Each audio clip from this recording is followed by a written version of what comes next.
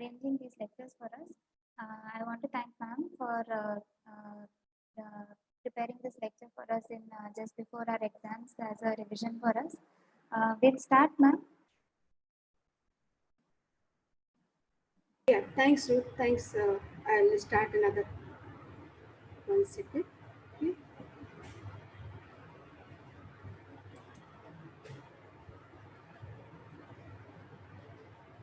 So, good afternoon, everybody. Today is just brief introductions of covalent and anticoagulant, what we are using in various situations. You all are in medicine post, so you know where you have to use covalent and where you have to use anticoagulant. Coagulant means wherever there's heavy bleeding is happening, or you have to use for that to stop the bleeding. That time you're using coagulant. So that time, and when any surgery is happening where so much bleeding is happening, you have to use anticoagulant. Or you are thinking it's like a cardiovascular surgeries has happening. That time there very chances are there their bleeding will happen. So that time you are using coagulant.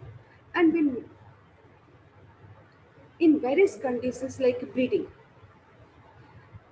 you have to stop the bleeding somehow. So what are the immediate measure you can do to stop the bleeding, or you can do as a preventive measure to stop the bleeding? So there are certain conditions where you are using coagulant and anticoagulant. So what are the main objective? Main objective of this presentation is to learn how blood clot formation happens, how the blood clots are broken down, what drugs can be used to regulate the clotting, and how to rectify clotting deficiencies. There are certain objective what we are going to discuss. So what is the blood clotting? Blood clotting is just like your physiology what we learned in that time. There are four phases are there. First is vascular phase, followed by platelet phase, coagulation phase, and fibrinolytic phase. Why I am telling you this thing? Because based on these phases, the drug been developed, and that's how we are going to use this drug to stop clotting. Okay. So what are the vascular phase? What is the vascular phase? Any injury happen, what will happen that first immediate measure is by physiological measure is just to do the vasoconstriction, and that's how bleeding will stop. That is a physiology. And what happened here, if any injury happen to tissues or exposure of tissue, what will happen, the active tissue factor will release and it will initiate the coagulation. That is a very basic thing for the vascular phase. Whenever any injury or any trauma happen, vasoconstriction followed by exposure to tissue which will release active tissue factor and initiate the coagulation.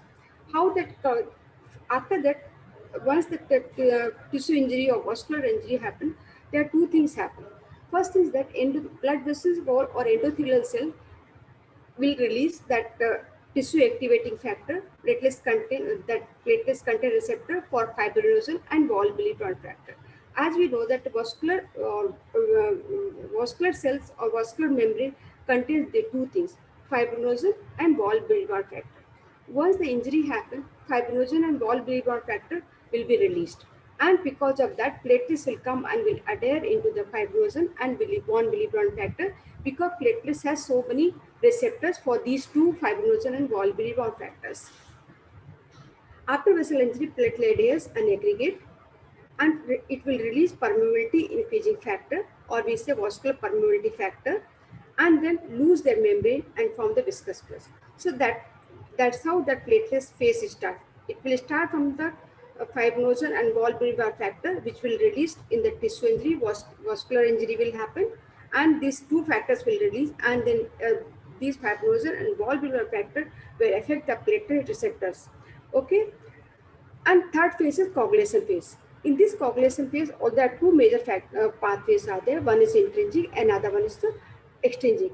All are proteins and soluble factors. Most time this is the inactivating phase, but whenever any injury or coagulation required, it will become activated. Biosynthesis of these factors are depend on vitamin K1 and K2. Normally they are inactive and sequentially will be activated. How this happens? Intrinsic pathway and extrinsic pathway. Intrinsic pathway, because it's inside all the clotting factor from factor prothrombin till the factor 13, fibrinogen, fibrin, plasminogen to plasmin, everything inside the vascular system. So all factors are within the blood vessels. And because here intrinsic pathway, why is intrinsic pathway? Because inside also blood vessel inside also it's a wear and tears keep on happening. Because of wear and tear, small thrombi or embolus synthesis will happen. But this thrombi, if it's not cured automatically inside the vascular system, it will dislodge from that injured place and will cause emboli and will go stuck in the either pulmonary circulation or cardiac circulation. It will cause another consequences. So this is intrinsic pathway which is automatically set inside the body. That we say clotting in this intrinsic pathway, clotting is always very slow. And how we measure that whether this intrinsic pathway is intact or not intact, we have to do activated partial thromboplastin time, we say APTT. Coming back to extrinsic pathway, its initiating factor is outside the blood vessel, but which is a tissue factor. Tissue factor is one of the major factors for starting the extrinsic pathway. We say in because it's a tissue factor, whenever injury happens, serious bleeding can happen. That means it has to stop very fast. So extended pathway is very fast in compared to ending pathway. And how we see that, we measure by whether it's by testing the or by checking the prothrombin time. So this is the major difference between intrinsic pathway and extrinsic pathway. For intrinsic pathway, you have to check APTT, and extrinsic pathway, you have to check prothrombin time. Again, this is a recall of the factor. Intrinsic pathway, whenever inside like blood vessel injury, inside the vascular system, it will start from the factor 12 and sequentially it will, all the factors will get activated, and ultimately prothrombin will be getting activated by factor 10, activated factor 10A, which will activate prothrombin to thrombin. You can remember easily prothrombin to thrombus. Thrombus means thrombus formation is happening. Factor 10 is the last and it will come and it will activated by factor 9A. So factor 10A will convert prothrombin, which is already is in inactivated phase, it will convert to thrombin. So that's how this happened. And once the thrombin happen, what has to happen? Because fibrinogen, which is a polymer, it has to convert to fibrin monomer. So thrombin will convert fibrinogen to fibrin monomer, and fibrin monomer, which is soluble part, it will convert to insoluble part. So that is a whole pathway what you can remember whenever your exam comes. So what are the factors? Here you can see vitamin K dependent factors are is a factor second, 7, 9, and 10.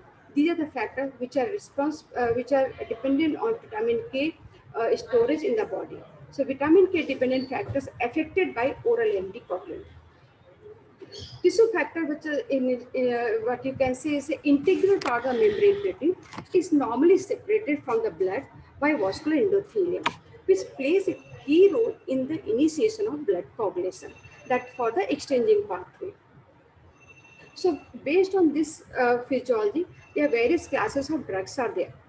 First is to prevent bleeding and hemorrhage, what we say hemostatic drug, to prevent the coagulation. If coagulation has happened, then we have to dissolve that thrombus or embolus, that we say is a fibrinolytic drugs, and followed by some deficiency like factor 10 deficiency or factor 5 deficiency are there. So we have to overcome the clotting deficiency, or we can say replacement therapy if deficiency is there. So these are the classes of the drug what we use as a coagulant and anticoagulant. So what are the tests we do for the coagulation? We do that basically we do the two tests. One is we see APTT. Normal range for that APTT, activated partial thromboplastin time, is 25 to 45 seconds. Whereas that for prothrombin time normal range is 11 to 15 seconds. And when patient is on oral anticoagulant, how will you check that PT or APTT? Usually what clinician they do, they check PT with INR. That is the for when patient is on oral anticoagulant, PT with INR. So these are the main three tests what we do for the coagulation anticoagulant therapy. So APTT test is basically for to check intrinsic and final common pathway. Whereas the PT test just to check extending what is start from the tissue factor and it ends with a common pathway, and fibrinogen and fibrin insoluble. That is the for PT test. So PT test checks for exchanging and final common pathway. Coming back to what are the coagulant? So if you have to give, if severe bleeding is there, so what first thing we will do, because if you give other for the as an anticoagulant, what you have to do? You cannot immediately synthesis will not happen. So what will happen? Immediate treatment for any bleeding, you have to give whole blood, because whole blood contain all the tissue factor, coagulation factor. So first major what you have to do, that is the whole blood, followed by vitamin K. If severe bleeding is there after giving a whole blood, because whole blood is instant supply of that all the coagulating factors. But vitamin K, it takes time for that for synthesis of factor second, 7, 9, and 10. It will take minimum of 4 to 5 days. So you have to start with the whole blood, followed by vitamin K. Other thing what we can give as a coagulant, that is a fibrinogen and anti-hemophilic factors, desmopressin. Other things we also you can use adrenochrome, routine, and ethimicillin. But for the instant supply of the coagulating factor, and first measure you can do that whole blood, followed by other things what we can do. Most of the places ethimicillin and adrenochrome is not there. So then what will you do? You have to use that vitamin K and fibrinogen immediately. Fibrinogen, usually what happened in fibrinogen in the hemophilia or is a, very less. So what happened, desmopressin release the factor 8 and Wald-Willebrand factor. So vitamin K dependent coagulation. What is vitamin K? It certain clotting factor, like as you know, requires calcium to bind for the activation. And calcium can only bind after gamma carboxylation of specific glutamic acid residue in these factors. These factor, what is dependent on vitamin K, has one component what we say is a glutamic acid. And glutamic acid, until it is carboxylar or gamma carboxylation doesn't happen, it will not bind to calcium, which is responsible for the coagulation to start. So calcium can only bind after gamma carboxylation of specific glutamic acid residue in these factors. The, the reduced form of vitamin, who will do the reduced form of vitamin K2, what we say vitamin K2, acts as a cofactor for this carboxylation reaction. So vitamin K basically is until it is a vitamin K2 form is there, we cannot use for as a vitamin K for the synthesis of vitamin K dependent coagulation. So vitamin K dependent protein, what are the factor second, factor 7, factor 9, 10, protein C and protein S, followed by protein Z. So these are vitamin K dependent proteins, or you can say that vitamin K dependent clotting factors, and their names are like that. So in the synthesis of what are the preparations of the vitamin K? One is vitamin K1, K2, and vitamin K3. Vitamin K1, also known as phylloquinone or side chain is phytin. Vitamin K2, known as minoquinone, it is synthesized by bacteria, and K3 is menadione. There is no side chain for this, so there are three types of the vitamin K1, K2, and K3. Most commonly used vitamin K is vitamin K1, or we can say phylloquinone. Though because this vitamin K is a fat soluble vitamin, so if it's any deficiency or liver problem is there, while synthesis is not there, it will not absorb from the intestine. Or if it's a person has taken so much bacterial antibiotic, vitamin K will not absorb from the intestine. So vitamin K deficiency can happen. So how the vitamin K formed that? Actually, vitamin K is vitamin K. Why this is the vitamin K is the synthesis is not there. Most time that what happens when newborn borns immediately after delivery, what vitamin K we give? Most time what immediately after delivery within 24 hours we give that the vitamin K is given to the newborn, known as phytonadione. We cannot give this menadione to the vitamin newborn children, because this is causes that it goes to that RBC, and it will cause that hemolysis of this RBCs. Because of that, we don't give this Menadione to newborn children. So vitamin K, how it works? Vitamin K will work. It actually is a competitive inhibitor of that what you say, that is vitamin K epoxide reductase. Vitamin K is actually competitive inhibitors of vitamin.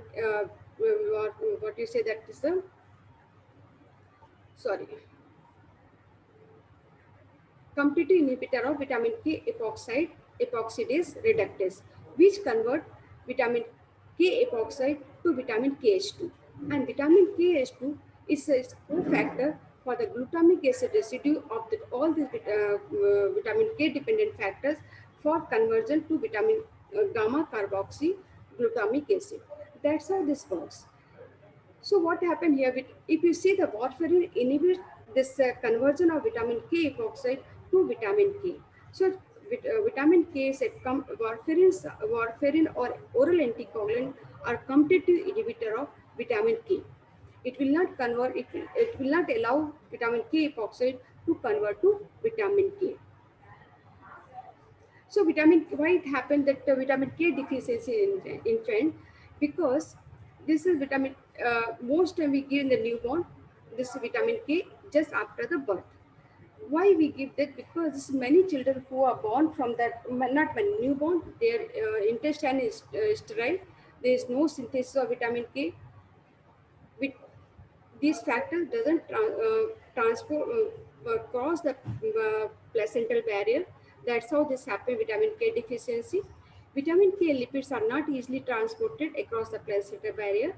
Prothrombin synthesis in the liver is immature process in the newborn, especially when premature, because this vitamin K dependent factors will be synthesized in liver only.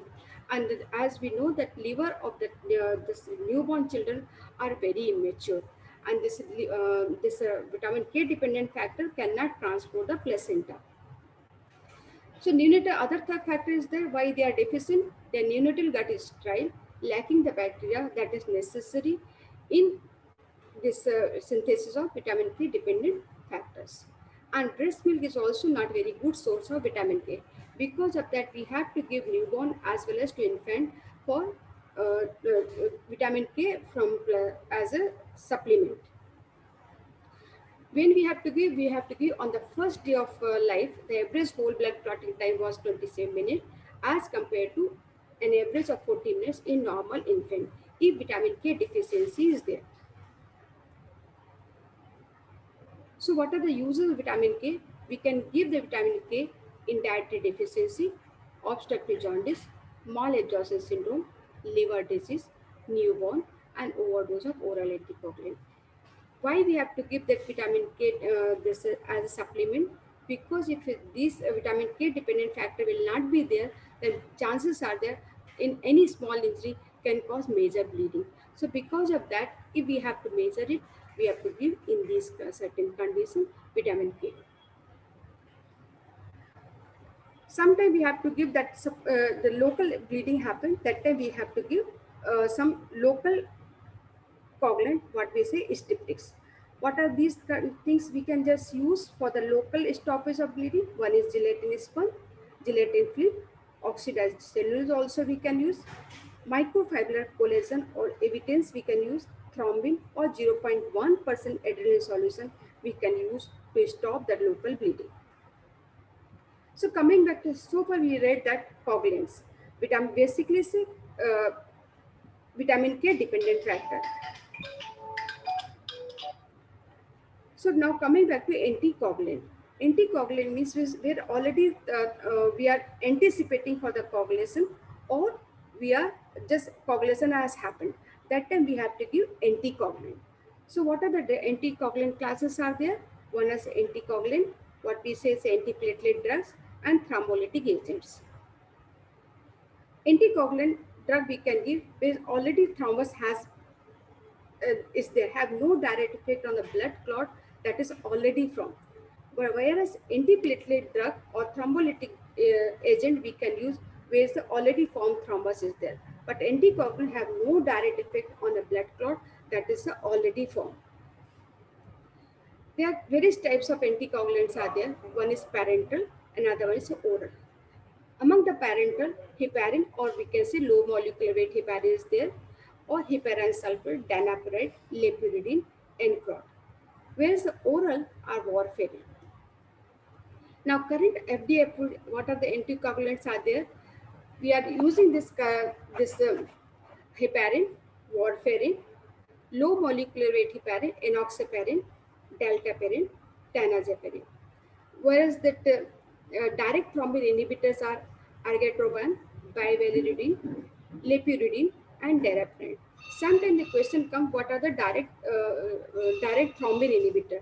There are two types of direct thrombin inhibitor. One is IV, and another one is oral. So among the IV, argatroban, bivalirudin, lepidolin, and daraprim. Whereas the oral, you can answer like that: dabigatran, revirexopran, and apixaban.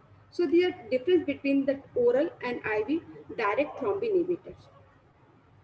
After that, if you cannot, certain patient we cannot give heparin or low molecular weight heparin, that time we have to give fonda. What we have to choose? We have to choose for fondaparinux or some other drug, because heparin has lot of side effect like heparin-induced thrombocytopenia or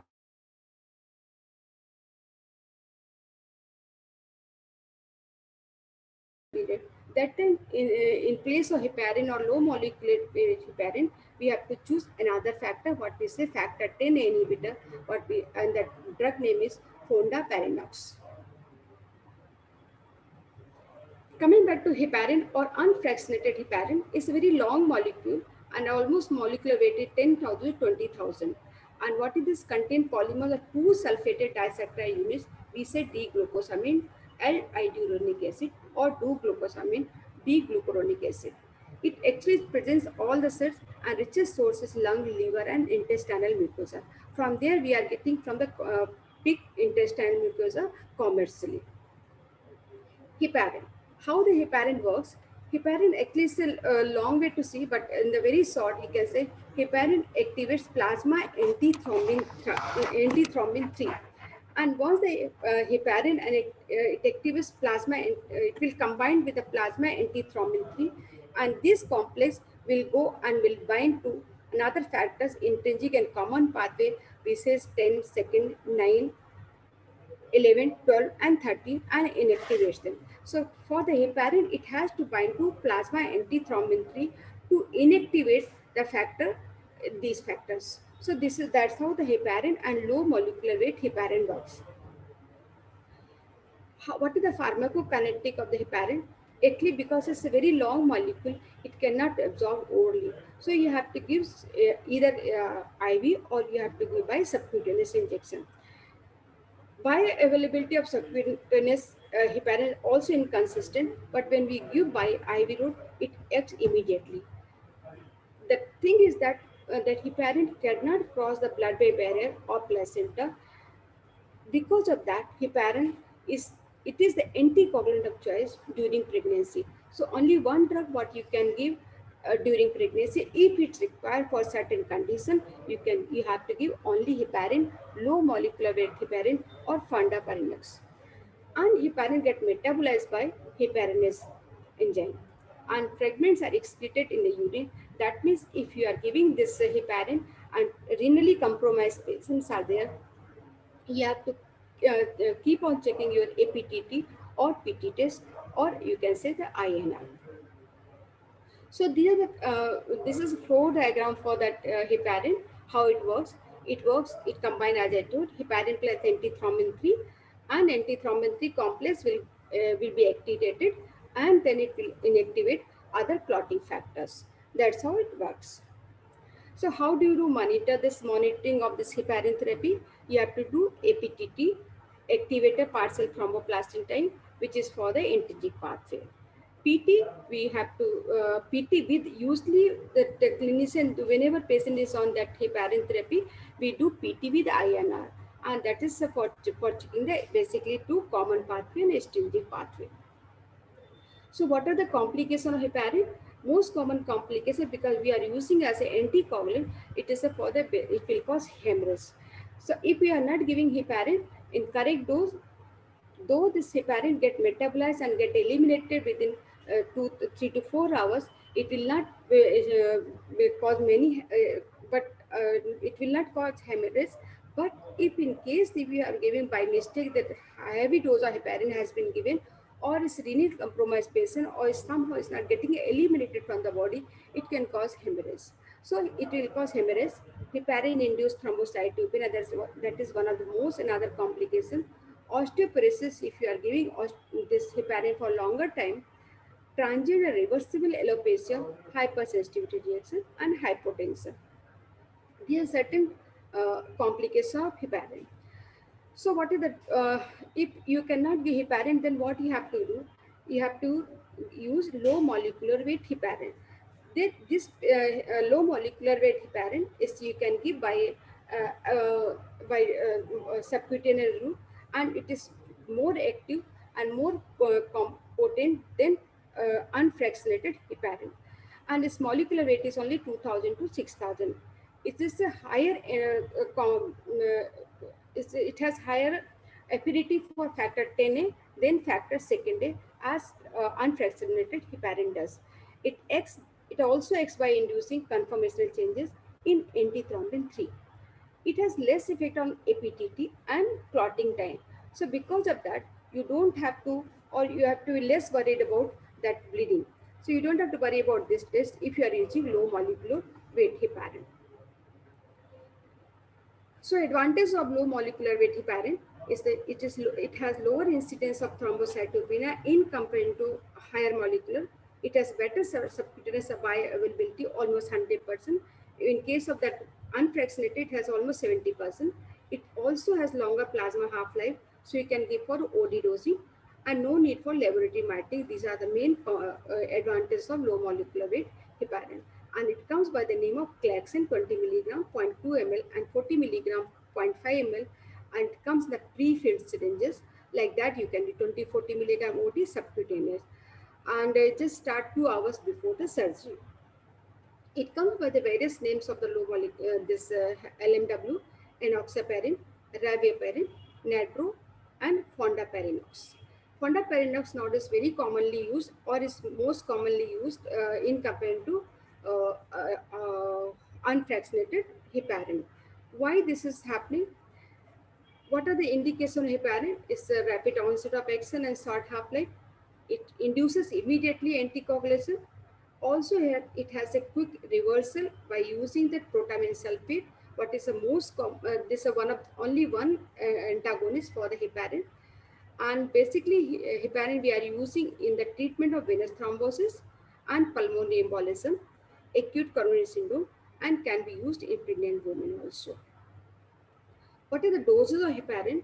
We can use that heparin is 5,000 to 10,000 international unit, followed by 750 to 1,000 unit per hour drip, and dose has to be adjusted based on the APTT, and pre-treatment APTT value, and followed by 1.5 to 2.5 times to that is yeah.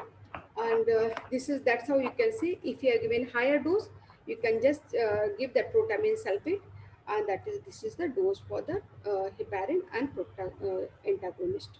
Fondaparinux is treated unchanged by the kidney, so you have to be very careful when you are giving the fondaparinux. Another direct thrombin inhibitors, lepidolin and bivalirudin, argatroban. Heparin antagonist is protamine sulfate you can give. Coming back to oral anticoagulant, warfarin, dicumarol, warfarin sodium. That's how we give the oral anticoagulant. And that's how I told you vitamin K epoxide reductase inhibitor. It is actually a competitive inhibitor of vitamin K because it inhibits the vitamin K epoxide reductase.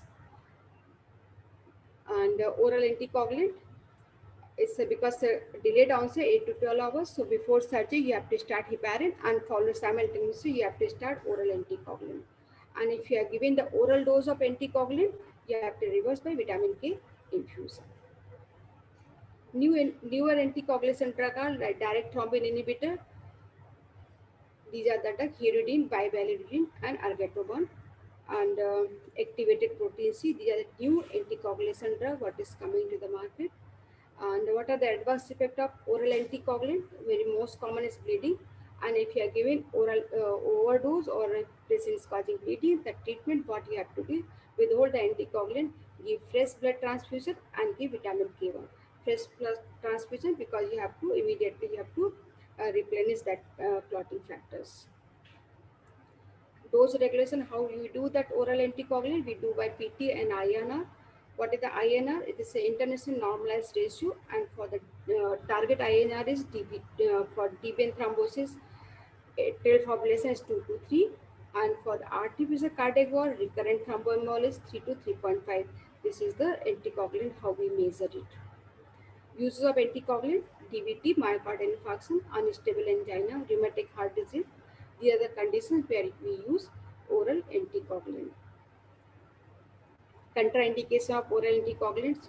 First and foremost, contraindication is pregnancy, any bleeding disorder, severe hypertension, and renal failure, because these are getting eliminated by renally. So these are the contraindication of oral anticoagulant. Antiplatelet drugs, you can just see here there are many receptors are there, glycoprotein 1A, GP1B. GP1 is getting receptors which is which get attached with the collagen, and while GP1B is for valvular factor. GP second B and 3A, they are the receptor what are in that in platelets, and here the drugs what we can use for as antiplatelet. Aspirin, everybody knows aspirin, ticlopidine, and this is how we do that aspirin, clopidogrel, ticlopidine, dipyridamole. These are the drugs what we use as anti-platelet drugs, and basically is to stop that platelet coagulation adhesion to each other. That is these are the drugs. So arachidonic acid inhibitor like aspirin, clopidogrel, ticlopidine, dipyridamole. Dipyridamole basically prevents the breakdown by inhibiting phosphodiesterase, and these are the drugs what we use as antiplatelet drugs. Eptifibatide, efzimumab, and tirofiban. They are another antiplatelet drugs what we can use as an anticoagulant. And that you can write down here: aspirin, dipyridamole, efzimumab, these glycoproteins, second B and 3A inhibitors, efzimumab, eptifibatide, and tirofiban. Uses of antiplatelet drug basically is coronary artery disease, cerebrovascular disease, and prosthetic heart valve, venous thromboembolism. Basically, antiplatelet drugs are more useful when we are suspecting arterial thrombus in comparison to oral anticoagulant what we are using basically venous thromboembolism. So that's why antiplatelet drugs are more important in arterial coronary artery disease thromboembolic phenomena. Fibrotic drug, streptokinase, urokinase, and they are more effective when we are giving within 4 hours of surgery or within 4 hours of coagulation. That time fibrotic drugs are more important. Streptokinase because it's synthesized from that bacterial recombinant therapy. You cannot give second time. So another one is a urokinase, alteplase, and tenecteplase. These are the fibrolytic drugs. Yeah, this is the diagram what you can say fibrolytic and site of drug action. Streptokinase, urokinase. It inhibits that plasminogen conversion to plasmin, and that's how that plasmin will not be able to convert fibrinogen to degradation product or fibrin to fibrinogen products. So it will not allow the fibrinogen to convert to plasmin. And once plasmin synthesis doesn't happen, it will not allow fibrinogen to convert to degradation products. So uses of fibrinotic drugs in acute MI, deep vein thrombosis, pulmonary embolism, peripheral arterial occlusion, and stroke. Complication, again this bleeding, such where we cannot use this fibrinotic within surgery within 10 days. More chances of thromboembolism are there. Serious GI bleeding within 3 months. History of hypertension, active bleeding, and hemorrhagic disorder. Acute pancreatitis, we should not use these fibrinotic drugs. Thank you so much. This will be followed by Dr. Lakshmi, I think so. I'm getting already 5 minutes late. I would have explained it better, but what to do? Time is limited. Sorry for inconvenience. Thank you. Thank you, ma'am. Thank you, ma'am. Thanks. Sorry, I Thank you, could. ma'am. Yeah. Lakshmi will take Thank you, over. ma'am. Thanks.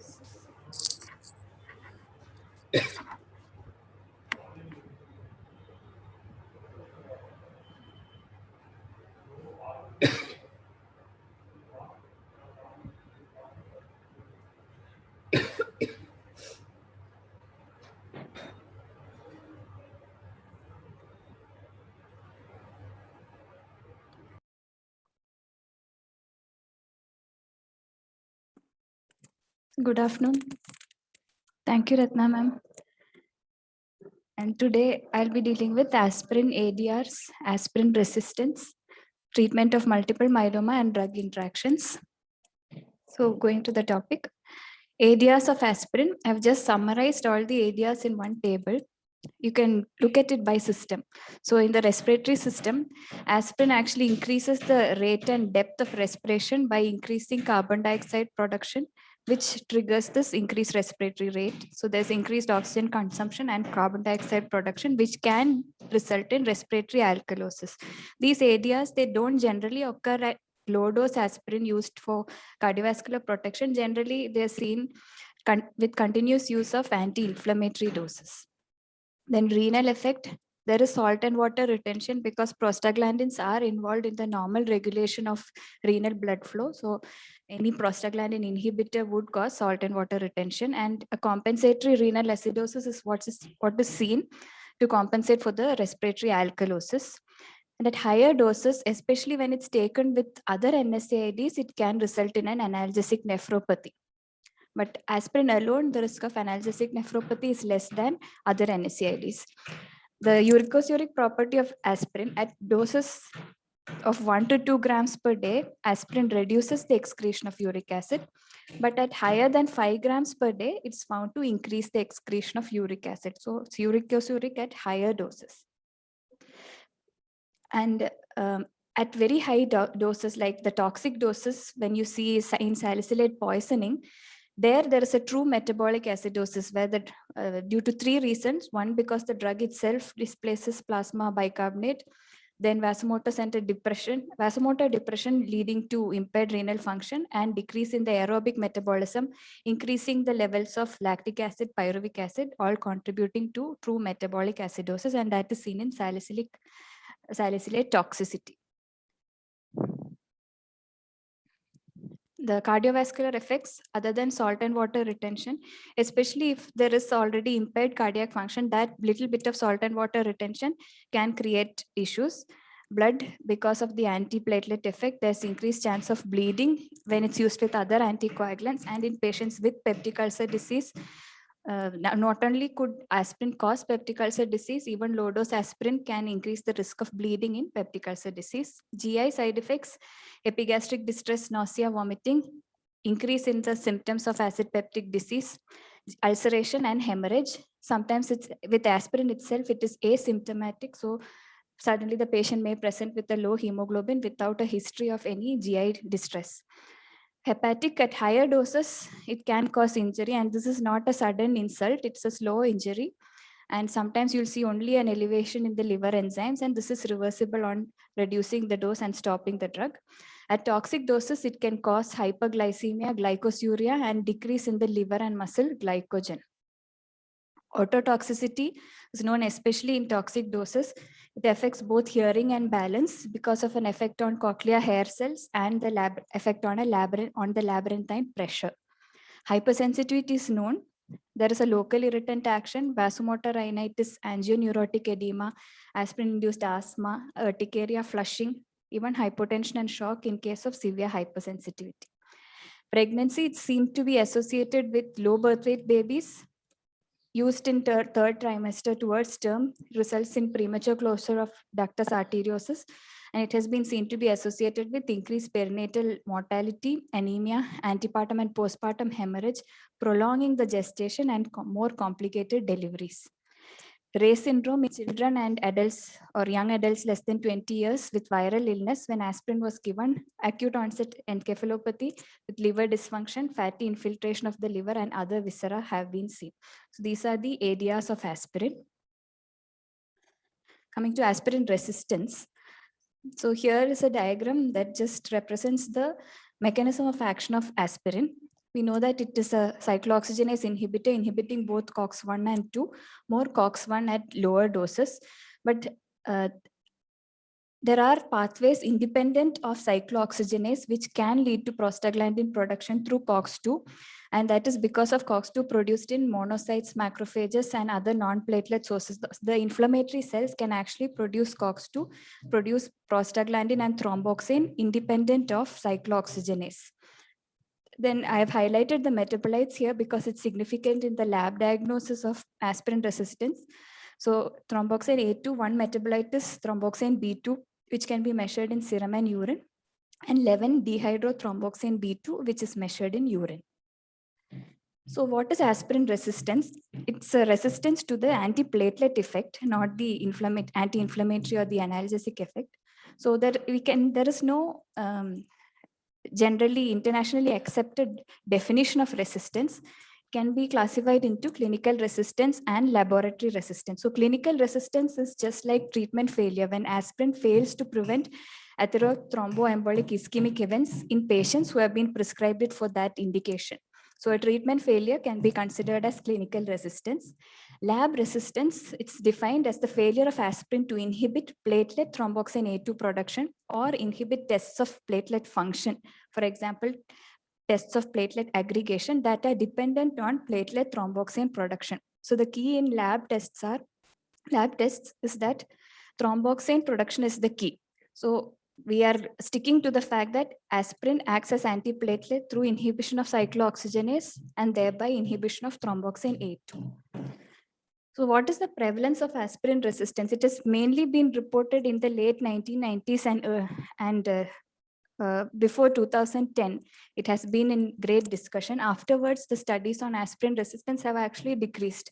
So the estimates give a very wide range, 5 to 69%, based on meta-analysis. And the New York Times in 2004 had said that 40% patients given aspirin do not respond to it or don't have a adequate platelet inhibition. So that's how it came into the front line, or that's how it came into light. So when this was studied more, it was found that many of these reported aspirin resistance were actually due to non-compliance. So a better estimate eliminating non-compliance as far as possible was put at about 25%. India, there are very few studies. One from AIIMS gives a prevalence of 2.08, and one other one from, I think, Lucknow gives a 7% estimate. My co-PG had done her thesis on this. She also got something on the range of 2%. So is this significant? If there is actual aspirin resistance, the patients whose platelets don't respond to aspirin are at an increased risk of thromboembolic events, and the relative risk was 3.8 based on 2 meta-analysis. Some studies place the relative risk as high as 9. So it is clinically significant if there is actual aspirin resistance. And the benefit of aspirin is that it is the single most cost-effective drug even today to prevent secondary atherothrombotic ischemic events. So what are the causes for aspirin resistance? If you look at the path of aspirin in the body, it can be at the forefront due to reduced compliance. So in any of the trials done on aspirin or the studies done on aspirin resistance, about 25% patients who had resistance on testing admitted to non-compliance. So it's quite high. Reduced compliance is the primary cause. Then any hydrolysis in the gut by mucosal esterases. This is increased if you're giving a drug like omeprazole with aspirin. The action of mucosal esterases is actually enhanced. If there is reduced absorption of aspirin, one again mechanism is due to PPIs, which reduce the absorption of aspirin. And if aspirin is hydrolyzed in the portal circulation, that can also decrease the levels reaching the blood overall. And at the level of the platelet, if you give other NSAIDs with aspirin, they actually compete for that COX-1 binding. They prevent aspirin's binding to the cyclooxygenase 1 enzyme.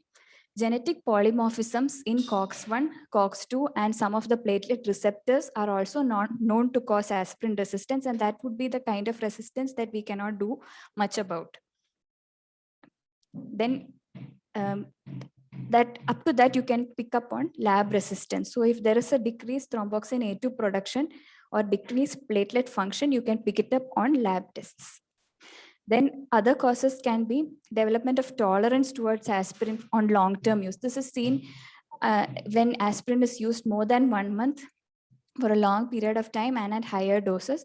And if it is a condition of increased platelet turnover, more and more new platelets are formed which have not been exposed to aspirin, and that will lead to a decreased inhibition of platelet, decreased inhibition of aggregation.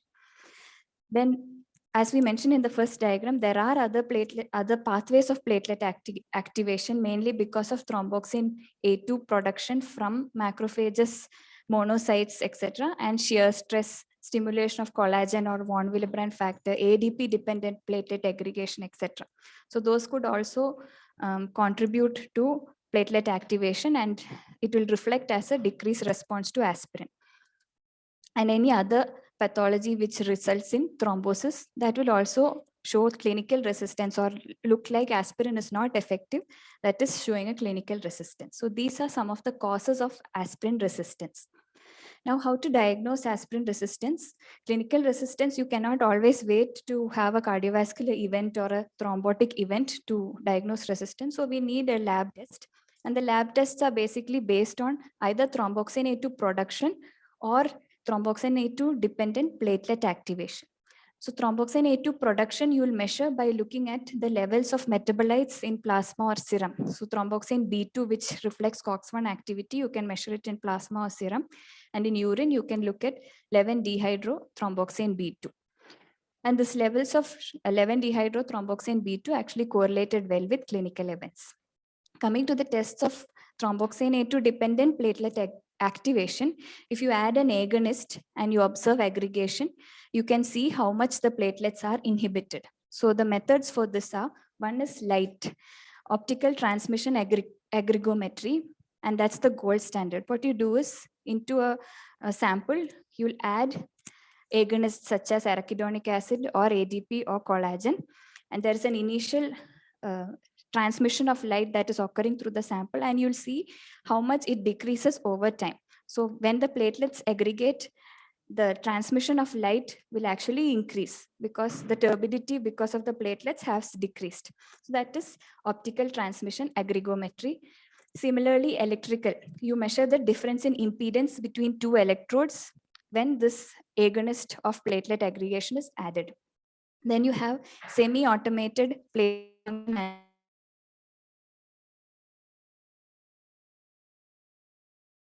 is a way to look at platelet aggregation, but there is so much variability inter-rater that it is not very reliable. Now coming to the second, the semi-automated platelet function analysis. So how the system is that there is a capillary, it resembles the arteriole or the vessel. So there's a capillary and there's a reservoir. Just a moment. So you have a reservoir, and the reservoir has an opening which represents the break in the vessel wall. It has a membrane coated with collagen and ADP added also. There is also a negative pressure applied which represents the shearing stress that reflects the pressure due to the damage in the vessel. That shearing stress experienced is also simulated by giving a negative pressure. So when you put the blood sample in that and add the agonist, you can see how long the blood keeps flowing through this opening. The time taken for the clot formation, platelet aggregation and clot formation, when it is complete, the flow of blood through that opening will stop. And that is a measure of platelet activity in response to the agonist.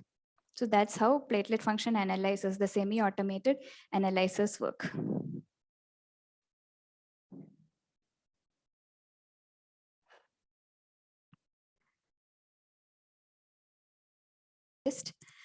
On thromboxane production, labor not always specific to platelet function because of the non-COX-1 thromboxane A2 production, and thromboxane dependent platelet function or adding agonist to look at platelet aggregation.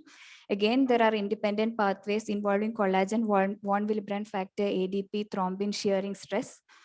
And the results may vary with age. The light aggregometry, the results vary with age, sex, race, diet, hematocrit. It's very less reproducible in different centers and it's not standardized. And in platelet function analyzers, the results are sensitive to the platelet count, the RBCs in the media, and von Willebrand factor. So the limitations, when you talk about data on aspirin resistance, most of the studies were not adjusted for confounders. And compliance, there was a higher prevalence of poor compliance. And the measurement of the platelet function tests were at a single point of time. And age, sex, ethnicity, clinical conditions, all these were not adjusted for. And the definition of aspirin resistance in all these studies were not uniform. And the platelet function analyzer and the light aggregometry, they don't have a good agreement between these two. So that is also an issue when looking at the data. So how to treat aspirin resistance? Definitely the logical way would be to treat the cause, ensure compliance, avoid any interacting drugs, and additional drugs blocking other pathways can be given in case of suspected aspirin resistance. Whenever dealing with aspirin resistance, there is a need to think whether there is a relation between the degree of resistance and the vascular event. So the clinical significance of a resistance we pick up in the lab, and the lab tests, if they have to be of any meaning, have to be standardized. So this is about aspirin resistance definition, diagnosis, and significance. Coming to the treatment of multiple myeloma now. So multiple myeloma, plasma cell neoplasm, 1.8% of all the cancers and the second most common hematological malignancy, but only 10 to 15% of patients actually achieve or exceed the survival as compared to matched general population. So treatment guidelines are being modified every day.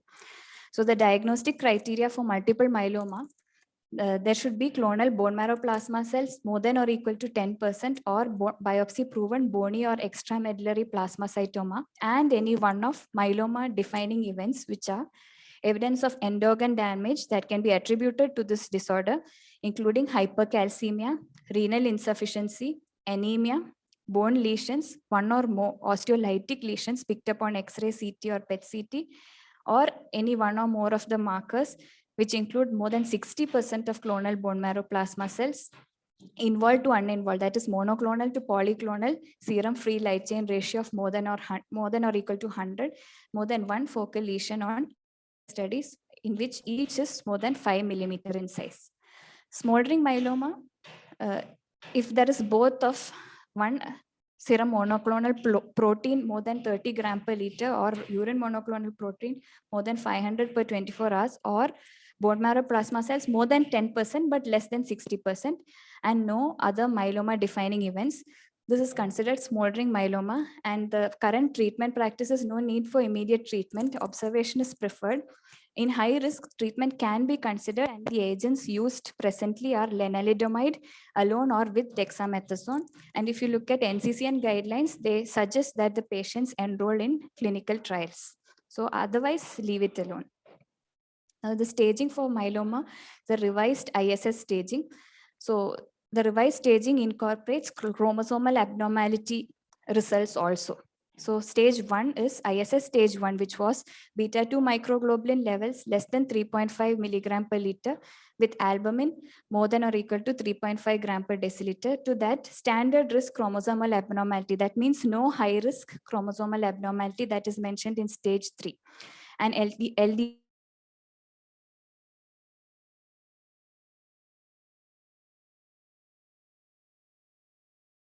gram per liter, plus a high-risk chromosomal abnormality detected by FISH.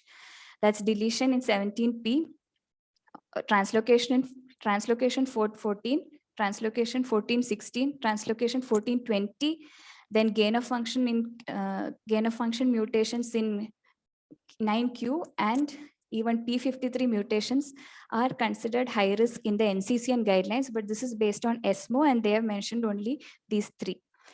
and an LDH more than upper limit of normal. This is the response criteria. Complete response is when there's a negative immunofixation on serum and urine plus disappearance of any soft tissue plasmacytoma and less than 5% plasma cells found in the bone marrow. That's considered complete response. Partial responses are more than or equal to 50% reduction in serum M protein, reduction in urinary M protein, everything defined as in here. The next criteria that has come up recently is the minimal residual disease, MRD. So MRD, if a person is said to be MRD negative based on bone marrow, that means that there are no tumor cells within 10 raised to 6 or 10 lakh bone marrow cells. Even in such a patient who's MRD negative on bone marrow, if you look by PET CT outside the bone marrow, you may still find hypermetabolic areas in 15 to 20% patients.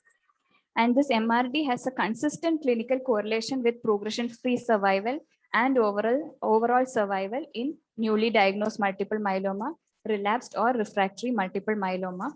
But it is not the goal of therapy. That meaning that if you find that a patient who has complete response still has minimal residual disease, should you change the treatment in order to achieve less than 1 in 10 raised to 6 tumor cells in the bone marrow? So that decision is not clear yet, whether you have to adjust your treatment to achieve this MRD negative status. Now, treatment of newly diagnosed myeloma based on whether the patient is eligible for autologous stem cell transplant or not. So frail patients, old patients, more than 70 years with comorbidities, they may not be eligible for autologous stem cell transplant, which is the modality of choice, the final treatment modality of choice. They will benefit from chemotherapy alone, while ASCT eligible patients, those who are less than 70 years without comorbidities, the induction regimen preferred is VRD, that's bortezomib, lenalidomide, dexamethasone, or according to ESMO guidelines, DARA is daratumumab, bortezomib, thalidomide, dexamethasone. And if regimen 1 is not possible or not available, bortezomib, thalidomide, dexamethasone, or bortezomib, cyclophosphamide, dexamethasone. If you look at NCCN, the first choice are VRD or VCD. This is given for 4 to 6 cycles, and that is followed by a conditioning with high dose melphalan for ASCT, followed by ASCT. Consolidation, whether to be given or not, is not clear at this point of time. The suggested methods of consolidation is a tandem ASCT or VRD. Maintenance therapy after ASCT is usually with lenalidomide.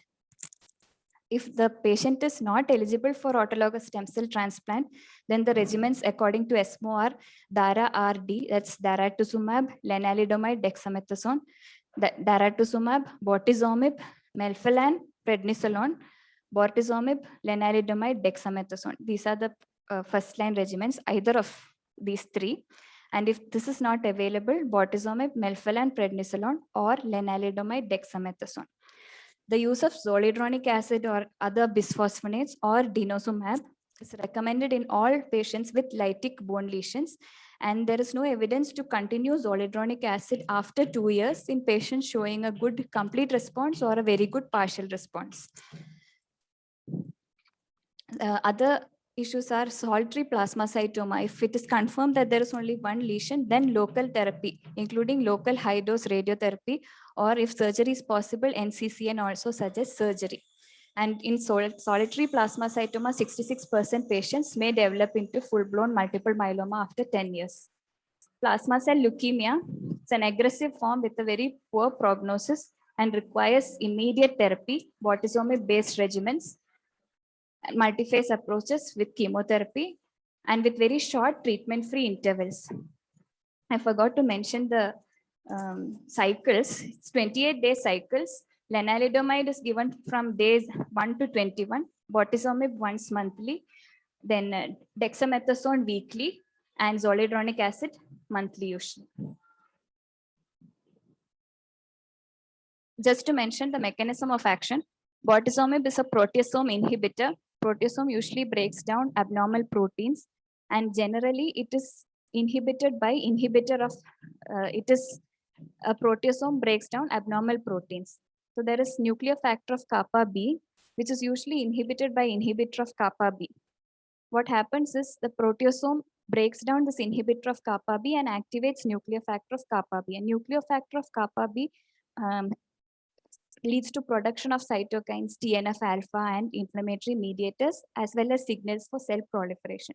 So inhibition of nuclear factor of kappa B is good for preventing cell proliferation and other associated inflammation. So this is how bortezomib works by inhibiting the proteasome, decreasing breakdown of the inhibitor of nuclear factor of kappa B, and therefore promoting apoptosis in abnormal cells. So kinetics, it's given IV or sub-Q, preferred to give sub-Q weekly or twice weekly. Its half-life is 5.5 hours. Used in multiple myeloma, refractory mantle cell lymphoma. The major ADRs are peripheral neuropathy, thrombocytopenia, and pulmonary toxicity is also seen with bortezomib, as well as its newer congener, carfilzomib, and alveolitis is seen, especially in patients who are put on the drug again after relapse. Lenalidomide is mainly an angiogenesis inhibitor used in multiple myeloma, myelodysplastic syndrome, and CLL. It also activates natural killer cells and T helper cells and prevents the cell-cell communication. Adhesion molecules between cells are all inhibited. And the inhibition in angiogenesis is due to VEGF inhibition. It also inhibits tumor necrosis factor alpha and interleukin 6, which promote cell proliferation.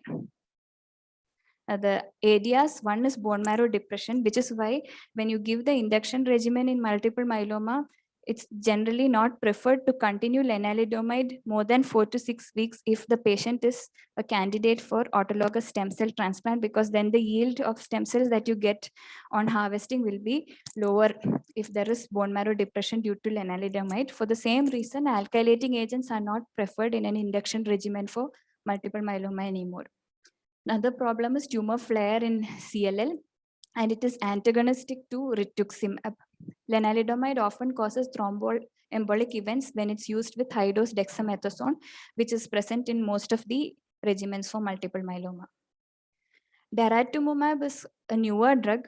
It is approved in the USA and Europe, but not yet incorporated into all the guidelines. It is a human IgG kappa antibody against CD38, which will cause direct apoptosis by cross-linking, immune-mediated killing by complement-dependent cytotoxicity and antibody-dependent cytotoxicity, and it decreases immunosuppression also. It is used for newly diagnosed multiple myeloma and relapsed multiple myeloma. The ADRs, you have to monitor for infusion reactions, neutropenia, thrombocytopenia. It will give an abnormal Coombs test also. So it can interfere with red cell antibody screening and screening for the response to treatment in myeloma as well. So that should be kept in mind. Herpes zoster reactivation is also seen in 3% patients. Other drugs that can be used, especially in second-line regimens, are elotuzumab, which targets SLAM F7 antigen, which is an antigen present on plasma cells. Panabinostat, a histone deacetylase inhibitor. Histone deacetylase helps to regulate transcription by reducing the tight binding between the nucleotides in DNA. So histone deacetylase, when it's inhibited, the transcription is also inhibited. Selinexor is an inhibitor of exportin. Isatuximab is an anti-CD38 monoclonal antibody. CD38 again is present on plasma cells and other cells in the bone marrow. The treatment of relapsed myeloma, there are many regimens which mainly depend on what the frontline induction regimen used was and the status of response of the patient to lenalidomide and bortezomib after the first line regimen. So whether a patient is sensitive to lenalidomide or refractory, the drug choices will differ. And it is generally a combination of any of the drugs below. Coming to a summary of drug interactions, mainly focusing on how you can just organize an answer. So drug interaction is just a modification of response of one drug by another when they are administered simultaneously or in quick succession so that their action overlaps. And it increases when there are a large number of drugs prescribed for the same patient. High risk Especially the clinical significance of drug interactions are seen when one of the drugs or both have a narrow safety margin, a high plasma protein binding, or it affects closely regulated body functions like antihypertensive, anticoagulants, or anti-diabetic drugs, which could quickly result in clinical effects, and drugs which are metabolized by saturation kinetics. Other than interaction with other drugs, there can also be interaction with food, supplements, medical conditions, and alternative medicines in our country. And the effects could be a decrease in action, an increase in action, or a totally new effect or adverse effect. The patient factors include a higher age group, gender, liver disease, renal failure, and the genetic polymorphism where the metabolizing enzymes are involved. When there are more drugs prescribed or multiple treating doctors in multiple centers or patient compliance issues, this can also increase the risk for drug interactions. The consequences can be beneficial or harmful, and the mechanisms can be divided into pharmacokinetic and pharmacodynamic. So just some examples to recall easily. Pharmacokinetic can be on the level of absorption, distribution, metabolism, or excretion. So at absorption, an example commonly quoted is tetracyclines and bivalent cations like calcium, magnesium, which are present in antacids. So that decreases the absorption of tetracyclines by chelation. If there's decreased acidity, there is decreased absorption of drugs like ketoconazole, digoxin. Altered gut motility can decrease the rate of absorption, but can increase the extent of absorption. So it can happen both ways. Destruction of microflora, when the microflora are required for deconjugation after glucuronide conjugation, if the microflora are destroyed, that enterohepatic circulation is disrupted, leading to decreased levels either of the contraceptive drugs, and such drugs which undergo enterohepatic circulation can lead to contraceptive failure. GI diseases can influence absorption. Absorption can also be increased, for example, iron and vitamin C. Food drug interactions, drugs which are better absorbed on empty stomach like thyroxine, levodopa, drugs given with meals like posaconazole, and drugs which reduce nutrient absorption can also be seen, like B12 deficiency can occur with chronic use of proton pump inhibitors. The level of distribution is mainly significant with drugs with high plasma protein binding or tissue binding, because when there is another drug which also has a high plasma protein binding, it will displace the drug. So the free form of each drug will increase. And the free form, if it causes an effect, it can reflect clinically also. The thing about plasma protein binding is once there is free drug, that the elimination also of the free drug is more than the elimination of the protein bound drug. So this is not often clinically significant, except if the drug has a very, very low therapeutic index and a large amount of free drug has been released. Metabolism, it is mainly microsomal enzyme inducers and inhibitors which interfere with the action of other drugs. So the microsomal enzymes, cytochrome P450 group, most commonly you'll see CYP3A4, 2D6 and 2C9 involved in metabolism of drug.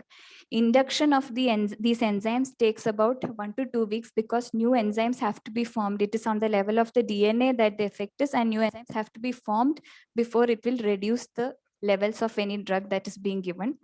And usually what we see is a decrease in the expected therapeutic effect if the patient is on an enzyme inducer. The commonly quoted examples are anticonvulsants like phenytoin and carbamazepine, rifampicin, and barbiturates. So these are enzyme inducers commonly quoted. Enzyme inhibitors, inhibition can occur in hours because it doesn't have to, there's no new protein synthesis involved. It just has to inhibit the enzyme. This is significant mainly if the drug follows saturation kinetics. That is, if there is either enzymes or transporters involved in the disposition of the drug that can get saturated, then once that system is saturated, the drug levels can increase. So if this system of enzymes is inhibited in addition, the saturation can take place much faster, resulting in more free drug and toxicity. Commonly, examples are clarithromycin, ciprofloxacin, chloramphenicol, ritonavir, and cobicistat. They are used to boost anti-HIV regimens because they inhibit microsomal enzymes. Commonly quoted food is grapefruit juice. P-glycoprotein inducers and inhibitors. The examples are similar to the microsomal enzyme inducers and inhibitors. P-glycoprotein is an efflux protein, can be involved in absorption, distribution, and metabolism. At the level of absorption, cyclosporin usually immediately on absorption, there is a large amount of cyclosporin that is pumped back into the gut by the P-glycoprotein. And at the level of elimination, we can remember digoxin requires P-glycoprotein for complete elimination. So if P-glycoprotein is inhibited, it will decrease the levels of cyclosporin and increase the levels, it will increase the levels of cyclosporin because that efflux back into the gut is not taking place. And it will increase the levels of digoxin because the elimination also is not taking place properly. So these are some of the interactions at the level of metabolism. Excretion, when it is tubular secretion where there is some transporter involved. For example, penicillin probenecid. Probenecid will increase the levels of penicillin available. Acidification or alkalinization of urine to eliminate alkaline or acidic drugs respectively. So if you acidify the urine, alkaline drugs reaching the urine will become ionized, so they can't be reabsorbed and they'll be eliminated fast. Coming to pharmacodynamic interactions, they are just the synergism and antagonism, examples of which are well known to you. So supraadditive like amoxicillin clavulanic acid, additive like any FDCs available in the market, and antagonists, whatever we encounter in clinical practice, you can write 1 or 2 examples. And just to complete, prevention of drug interactions, identify the patient's risk factors, have a thorough drug history, be clear about the action of each drug, especially if brand names are prescribed. Make sure that you don't additionally prescribe the same drug which is contained in very rarely used FDCs prescribed outside. Consider therapeutic alternatives and avoid complex regimens whenever possible. Educate the patient on the signs to look for, monitor therapy regularly, and to look for drug interactions. There are some interaction checkers available, including Stockley's Lexicon, Medscape, etc. Medscape Lexicon being free, while Stockley's is subscribed to by CMC. So that's a summary of drug interactions. Thank you. Thank you. Thank you, ma'am.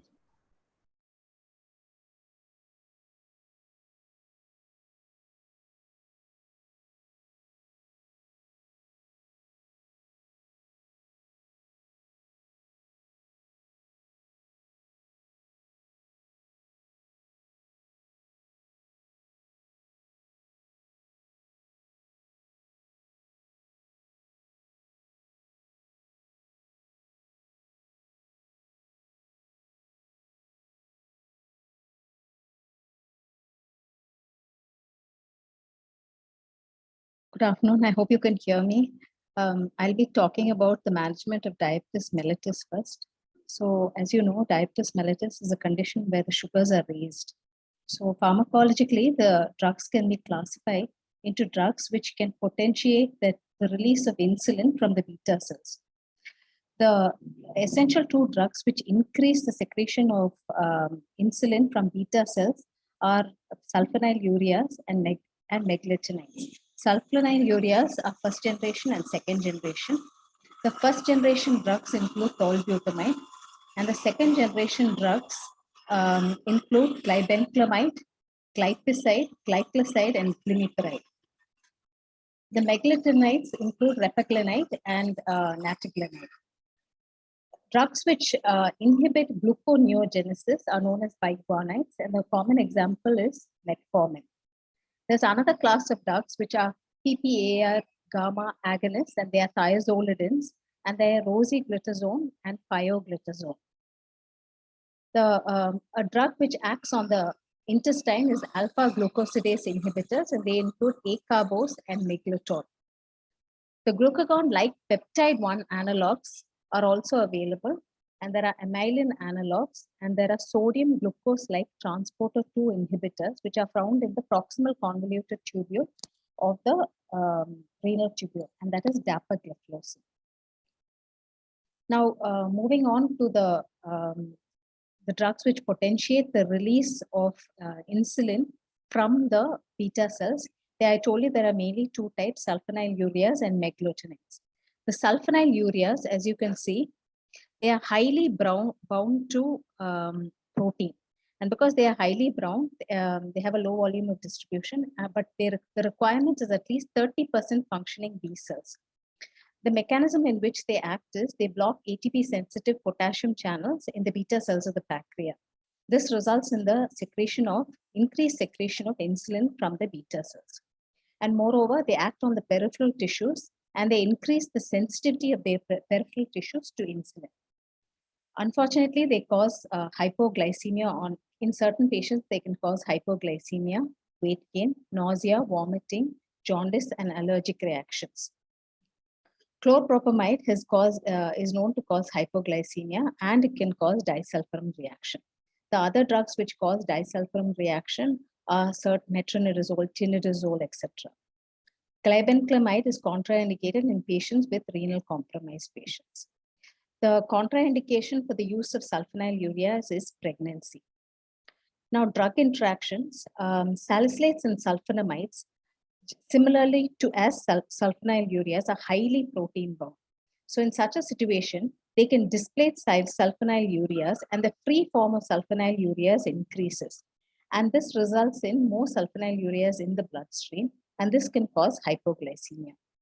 Warfarin and sulfonamides are also drug inhibitors. So it inhibits the metabolism of drugs. While rifampicin and phenobarbital, when combined with sulfonylureas, they are drug inducers. So it will induce the metabolism of the drug. As you know, propranolol, the beta blocker, masks the effect of sulfonylureas and can mask the effect of hypoglycemia. So when you use such drugs with sulfonylureas, it has to be monitored. Now, meglitinides they act similar to sulfonylureas by enhancing the release of insulin from the beta cells. They are metabolized in the liver. So generally, they are contraindicated in patients whose liver is compromised. And the side effects include there are GI disturbances, and nataglanide specifically causes hypoglycemia. Rapaglanide is preferred in patients with renal failure. These drugs are preferably dosed 3 times a day, but they are less potent than sulfonylureas. Now, biguanides. The main indication for biguanides is it's usually used in newly diagnosed type 2 diabetes patients who are asymptomatic and who are in the absence of specific contraindications. So they are usually initiated as a first-line treatment. The mechanism of action is on 3 levels. The first level is it inhibits the production of glucose by inhibiting gluconeogenesis. The second one is it inhibits the glucose reabsorption from the intestine. Third, it stimulates peripheral uptake of glucose, and thus the sugars fall in the bloodstream. The main advantage of a biguanide is that it does not cause hypoglycemia, and it reduces weight. So it can be preferred in obese type 2 diabetes patients. Unfortunately, it causes nausea, diarrhea, anorexia, and a metallic taste, and in certain patients, a skin rash. Rarely, it is implicated in causing lactic acidosis. Long-term use can interfere with vitamin B12 absorption. They are contraindicated in patients who have renal insufficiency, especially in patients whose estimated GFR is less than 30 ml per minute. So the next drug is thiazolidins. They are also extremely protein bound. Like I said, they are agonists at the peroxismal proliferative activated receptor gamma receptor. So they have 2 mechanisms of action. They enhance the peripheral glucose uptake and they reduce the glucose production in the liver. Unfortunately, they also cause weight gain and edema, and they can precipitate cardiac failure in patients who already have a low cardiac reserve. They can cause nausea and vomiting, and rarely are they found to be hepatotoxic. They can cause bone fractures. Recent studies on clinical trials which have done on rosiglitazone and pioglitazone have shown that there is a potential increase in MI in patients who take rosiglitazone, and there's a potential increase in bladder cancer in those who are taking pioglitazone. The advantage is it doesn't cause hypoglycemia, and pioglitazone has a very good effect on the lipid profile of the patient. As you can see, it can increase HDL and decrease triglyceride. However, they have no drug interaction, so that is also good. And pioglitazone, unlike dosiglitazone, there's a potential decrease in. The last one, the another one, which is called incretins, are actually, they're also insulin secretagogues, but the mechanism of action is a bit different, and they are considered the newer insulin secretagogues.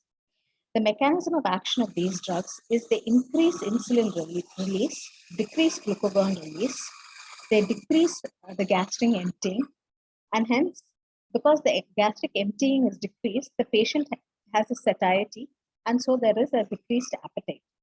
So generally, they're not used as a solo drug; they are used in combination, and they help to prevent progression of beta cell failure. Now, the two drugs in this class are GLP-1 analogs and DPP-4. The glucagon-like peptide-1 analogs, these are proteins which are secreted from the L cells of the intestine. What they do is, when on secretion, they promote insulin release from the beta cells and decrease glucagon release. But what happens is the dipeptidyl peptidase enzyme, it's an ubiquitous enzyme. It's found all over the body. So it's found in the liver and the intestine and the kidney, etc. And it comes immediately and degrades the glucagon-like peptide 1. The degradation of it causes that glucagon-like peptide to remain in the bloodstream for a few minutes. So to prevent this, DPP-4 inhibitors can be given, or an analog of glucagon-like peptide are available. The available clinical trials, which have been done on liraglutide, semaglutide, and dulaglutide, have shown that it reduces the MACE events, so the major adverse cardiovascular events. It also reduces your weight. But the disadvantage of such a preparation is it needs to be administered parenterally, and there are GI side effects, and it's extremely expensive. You can have daily to weekly injections based on the type of drug you are using. Sitagliptin is a competitive inhibitor of the dipeptidyl peptidase, which degrades glucagon-like peptides. Saxagliptin and vildagliptin, actually they covalently bind to dipeptidyl peptidase 4 and inhibit its action. So in both ways, the amount of glucagon-like peptide in the bloodstream increases. And this is actually weight neutral. Studies have shown that sitagliptin can cause allergy, vildagliptin is hepatotoxic, and saxagliptin can predispose patients to develop heart failure. It's extremely expensive.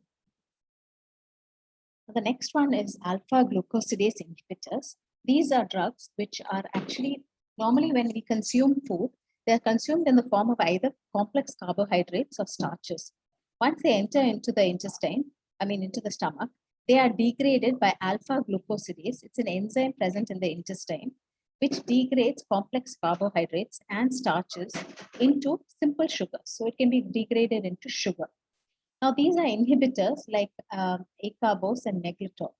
But the problem is when you administer these drugs, they are not able to break down these complex carbohydrates, and they accumulate in the body. And so the patient will develop abdominal distension, flatulence, and diarrhea. And the action of these drugs is very short-lived. So you have to administer 3 times a day. And usually you start at a dose of 25 mg, and it's weight neutral. But the advantage is it reduces postprandial spikes in sugar levels, and it doesn't cause hypoglycemia. And studies have shown that if you use it on long term with a combination drug, it has reduced the glycosylated hemoglobin by 0.5 to 1%. But because it's a drug which is enzyme inhibitor, it's generally contraindicated in patients who have a compromised liver. Now the next one is the glucose reuptake inhibitors. These glucose reuptake inhibitors are generally found in the proximal convoluted tubule. Now the excess glucose is filtered out and it can be removed in the by the renal system. But there are this drug is a sodium glucose-like transporter 2 inhibitor. So it prevents, it enhances the excretion of glucose and prevents the reabsorption of glucose. And this completely occurs in the proximal convoluted tubule. But unfortunately, because it's preventing glucose reabsorption, such patients are predisposed to developing urinary tract infections. They develop bone fractures. they can have lower limb because sugars, they have been shown to have lower limb amputations. They are predisposed to diabetic ketoacidosis, acute kidney injury. And the advantage is it decreases your body weight, it decreases systolic blood pressure. And in patients long term, there are studies like Canvas study, etc., which have been done. And they have found that it improves renal outcome in patients who have a pre-existing nephropathy and reduces cardiovascular mortality. But since it's a comparatively new drug, the long-term safety study has not been done on this drug. The next drug is amylin analog, that's pramlintide. It's a synthetic drug, and this is given approximately 3 times a day. It's administered subcutaneously. Now, this drug has multiple mechanisms of action. It decreases glucagon secretion. It inhibits gastric emptying. So because of that, the patient feels full and the appetite is decreased and the weight is decreased overall. Pramlintide is approved only in patients on prandial insulin. This is always have to be noted because if patients other than these patients cannot be administered this drug.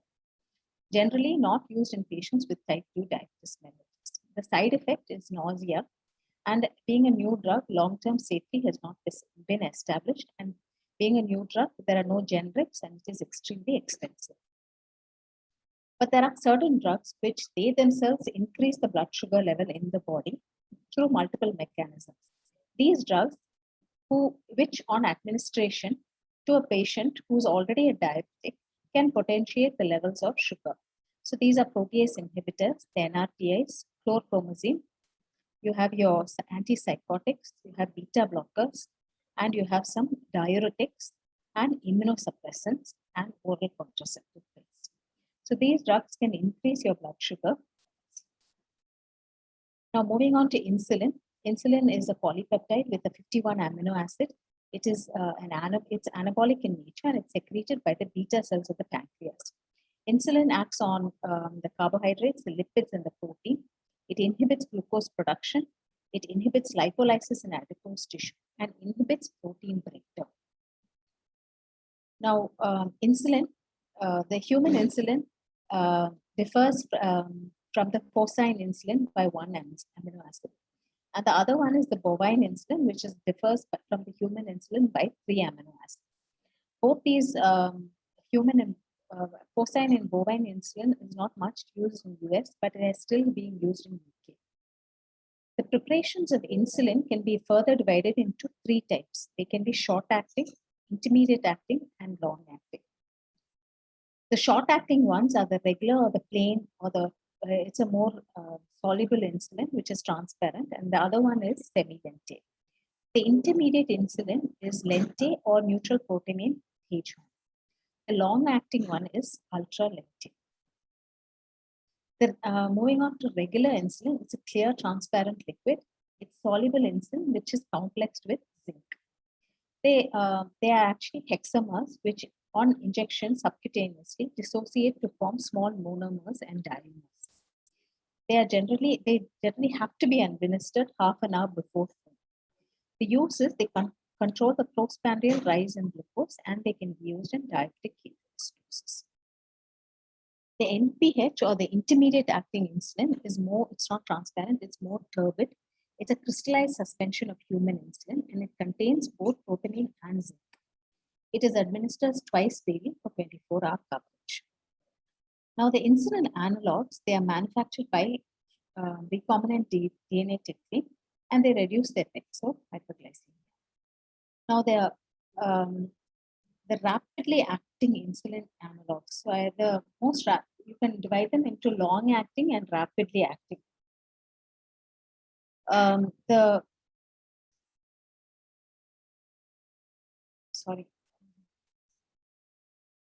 The rapidly acting insulin analogs are Lispro AABC, Fluoxetine, Aspart, and Faster Aspart. They have a very fast onset of action, but their duration of action is very short-lived. The insulin Aspart, there is a substitution of aspartic acid for proline at position B28. While in insulin lispro, lysine and proline are substituted at B28 and B29 respectively. Glulicin, lysine, and glutamic acid are substituted at B3 and B29. These drugs are much more expensive than regular insulin. The convenience for these patients is, unlike regular insulin, they don't have to administer it half an hour before meals. They can administer just pre-meal. And the chances of hypoglycemia are also comparatively less compared to your regular insulin.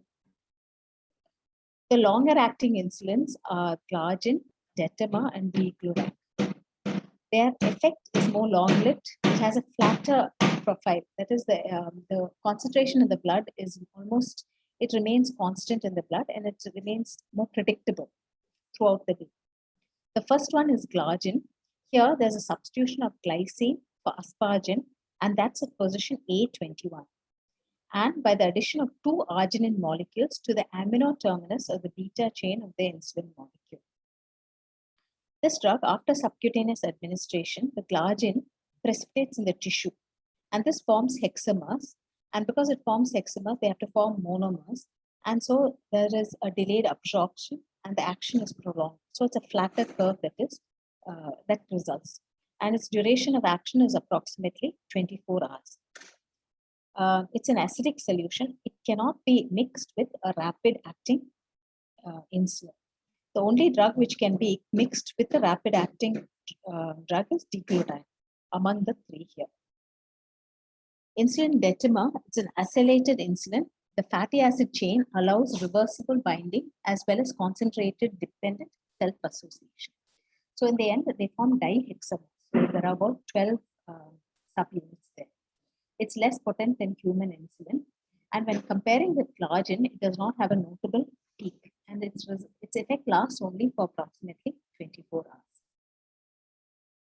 Insulin Degludec, its structure and it's almost similar to human insulin, except for position 30, threonine is substituted. And there's an addition of a glutamine link from lysine B29 to a hexadecadonic fatty. It's a multi-hexamer, so there are multiple units, and this makes the drug, it causes the prolonged duration of action. And from that, the monomers will slowly separate and come. Its duration of action is approximately 40 hours, and it can even be dosed once daily. Its steady state is reached within 3 to 5 days. So this is what I said initially. In contrast to Glargine and Detima, Degludec can be mixed with rapidly acting insulins. And this does not affect the kinetics of the rapid acting drug nor the short acting drug. Now this graph is actually a graph which shows the duration of action of these drugs. It's a very nice graph. As you can see, the rapid acting drugs on administration, usually it acts immediately. It peaks, and then within less than half an hour it's peaked, and the effect slowly drops off in 5 hours. The short acting drug, it's a regular insulin. It has to be given half an hour before meals, and its effect starts at about 3 hours, and it peaks at 3 hours, and its duration of action is 8 hours. NPH, on the other hand, it peaks at approximately 6 hours, and it slowly weans off by 16 hours. Now, the mixed drugs, that is the short and intermediate, it peaks at about 4 hours. Now, the long-acting ones, if you can see Detima, Glargine, and Degludec. The ultra-long one is Degludec. It continues up to 40 hours. The long-acting ones, you can see all 3 of them almost have a flat curve. So the insulin levels are maintained at a particular point. So it's easy to monitor such patients, but these drugs are extremely expensive. All patients on insulin have to be monitored for low sugars. They can cause allergy in the form of urticaria, angioedema, and rarely anaphylaxis. If the patient does not move the site in which that drug is administered, they can develop lipodystrophy. Insulin has been known to cause weight loss. Now I'm moving on to thyroid. The thyroid gland, it's an endocrine gland which produces 3 main hormones. The 3 main hormones that the thyroid produces is triiodothyrin, thyroxine, and calcitonin. The main function of T3 and T4 is to normalize growth and development, maintain a body temperature, and maintain a person's body energy levels. Now, the features of hypothyroidism and hyperthyroidism are complete contrast with each other. In hypothyroidism, the patient has an intolerance to cold.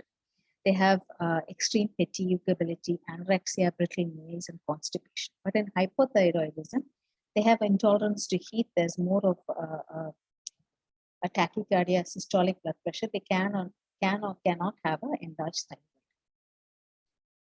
Thyroxine T4 and T3 are used in congenital deficiency, especially in cretinism. They can be used in hypothyroidism and myxedema coma. Now, the drugs used in hypothyroidism are mainly classified into thioamides and iodine-based compounds. The thioamides, the main drugs are carbimazepine, methimazole, and propylthiouracil. Now, there is a big difference between propylthiouracil and carbimazole. But the mechanism of action of all these drugs, they are quite similar. By inhibiting, they act by these thioamides. They inhibit the synthesis of thyroid hormone, especially so by inhibiting thyroid peroxidase. They also inhibit iodinization and coupling. So they have three mechanisms of action: inhibiting thyroid peroxidase, they inhibit iodinization and coupling. An extra added mechanism of action is propylthiouracil, is it inhibits peripheral conversion of T4 to T3. This is not thereby of methimazole and carbimazepine. The iodides, they inhibit the release of thyroid hormone and they decrease the vascularity of the gland. Now, if you consider the differences between propylthiouracil and methimazole or carbimazole, you can see that propylthiouracil is less potent, while this drug is 3 times more potent. And propylthiouracil is more protein bound.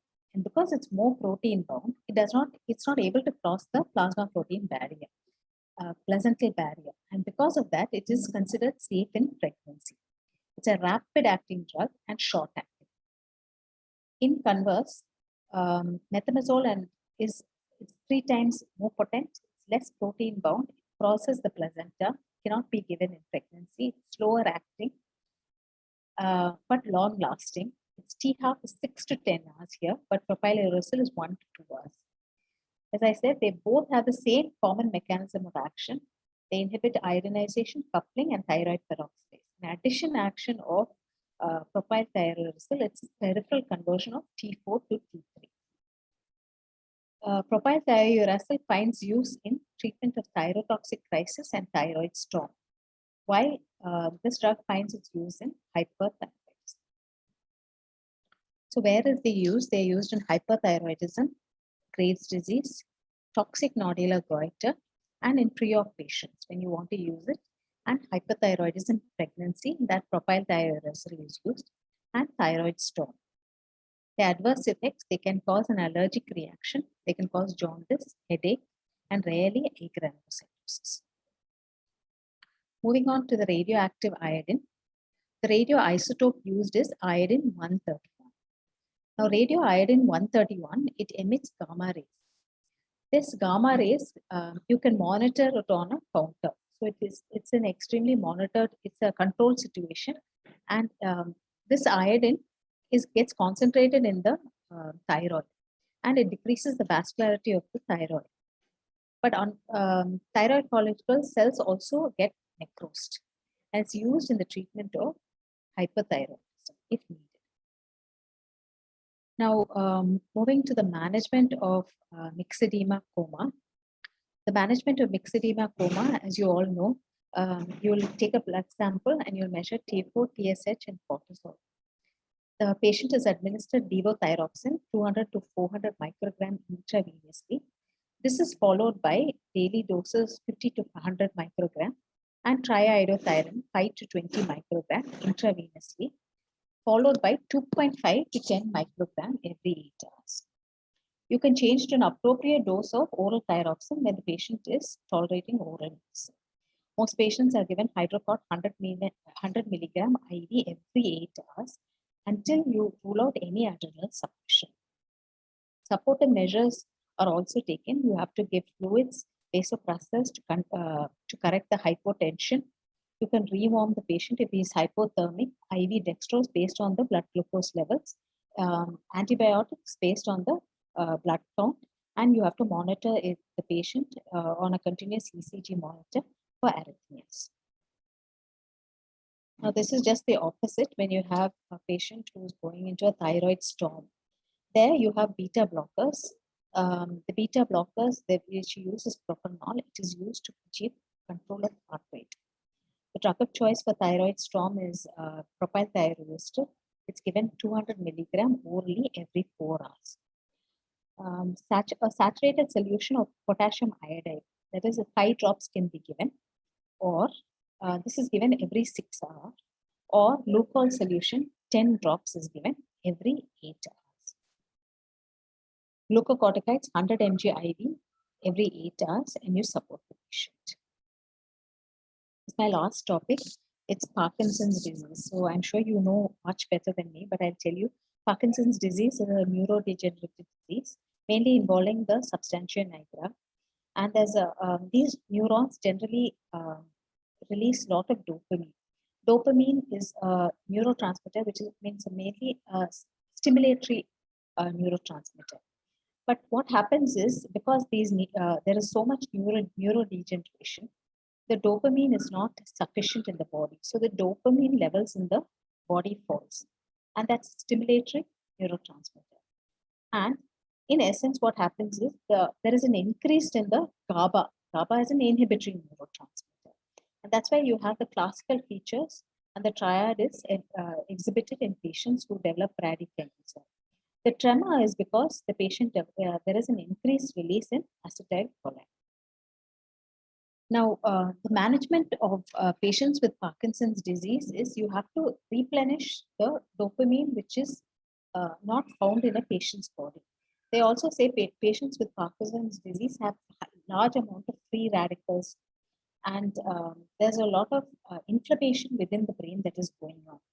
So to combat that, we have to give a precursor molecule, or we have to give dopamine.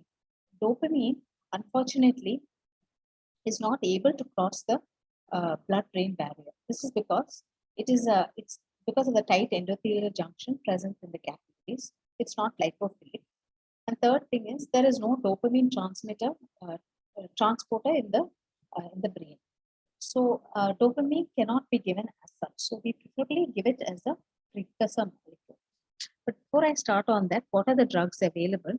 Now, normally what happens in the neuron in the brain is, we take in a complex carbohydrate to diet, which is mixed with proteins and fats. So we have available tyrosine. This tyrosine is absorbed, and tyrosine in the brain is converted to dopa, and this is converted to dopamine. And dopamine, when an action potential is stimulated, it causes release of dopamine. Dopamine acts on the postsynaptic neuron, and its effect takes place. But excess dopamine can re-enter the presynaptic neuron, or dopamine can be degraded by 2 enzymes in the brain. This is the catechol O-methyl transferase enzyme. The other one is the MAO enzymes, which is the monoamino oxidase enzyme.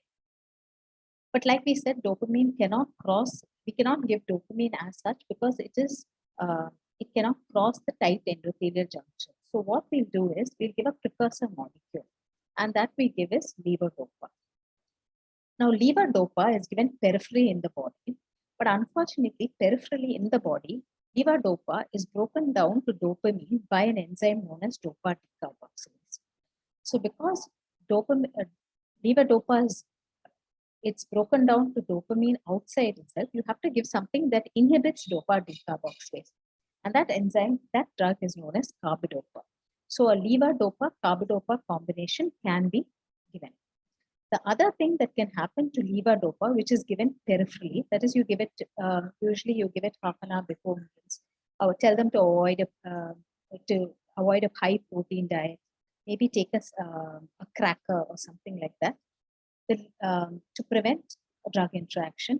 Levodopa, another thing that can happen to levodopa is levodopa can be metabolized by peripheral that is catechol O-methyl transferase drug enzyme, and it can be broken down to 3-O-methyl dopa. Now, there are also peripheral catechol O-methyl transferase inhibitors, and that drug is entecavir. So these are the drugs that can be given peripherally, which act peripherally in the body. But we need drugs which can act more centrally also. Drugs like which are available directly at the synaptic cleft. So there are dopamine agonists, and they can also be used. Or you can give the MAO inhibitors, which inhibit the breakdown of this dopamine, which is released by a normal, which is released by the pre-existing neuron, which is secreting dopamine. And that drug is rasaglin. The other central acting drug is catechol O-methyl transferase inhibitors. That is tolcapone. Tolcapone is both centrally and it is a centrally acting catechol O-methyl transferase inhibitor. Or what we can do is we can provide dopamine directly into the nervous, into the brain, and that is by giving dopamine agonists, which is pramipexole, ropinirole, and rotibotine. There are also drugs which are ergot derived like bromocriptine, which is not used much. Or you can give a drug which will inhibit the tremors. These are drugs which act peripherally, benztropine, which will decrease tremors. And amantadine. Amantadine has multiple actions. It acts as an NMDA agonist. It enhances the release of dopamine. So these are the drugs which can be used. So to put it concisely, the drugs which are used are dopamine precursors, that is a levodopa, which is given with a peripheral decarboxylase inhibitor like carbidopa and benzaroside, a MAO-B inhibitor like seleginil, rasaglin, and a newer drug which is now come in is safinamide. Catechol O-methyl transferase inhibitors like entacapone and tolcapone are also available. Dopamine receptor and agonists, the most common ones which are being used are pramipexole, ropinirole, and rotibotine. Dopamine facilitator is amantadine. Anticholinergics like brenztropine, procyclidine, and trihexyphenidyl can be used in patients who have resting tremor, which are not controlled by the other drugs. Antihistaminics can be tried, but they are not used much, and miscellaneous drugs are glutamate antagonists. The first one is L-dopa. L-dopa is usually given in combination with carbidopa, and the advantage of this kind of combination, it reduces the dose of L-dopa. It decreases the incidence of nausea, vomiting, and cardiac arrhythmia, which is found with L-dopa. It has a very short half-life. Actually, the half-life of levodopa on oral consumption is 50 minutes.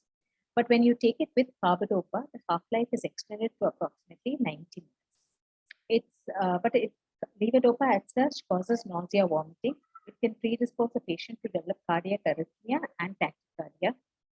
They can develop behavioral abnormalities, and they can have hallucinations, they can have mania, insomnia, etc. Levodopa is known to cause orthostatic hypotension, and it also decreases the prolactin. But these drugs, when they are given in combination, levodopa, if it is given with phenothiazine, butorphanol, or metoprolol, they reverse the therapeutic effect by blocking dopamine receptors. They are not generally, the non-selective MAO inhibitors prevent degradation of peripherally synthesized dopamine and noradrenaline. So if you're giving a non-selective MAO inhibitor with levodopa, you can develop hypertensive crisis. Antihypertensives, when given in patients who are already on levodopa, levodopa causes hypotension, so this can potentiate the hypotension or drop in pressure. Vitamin B6 may decrease the effectiveness of levodopa.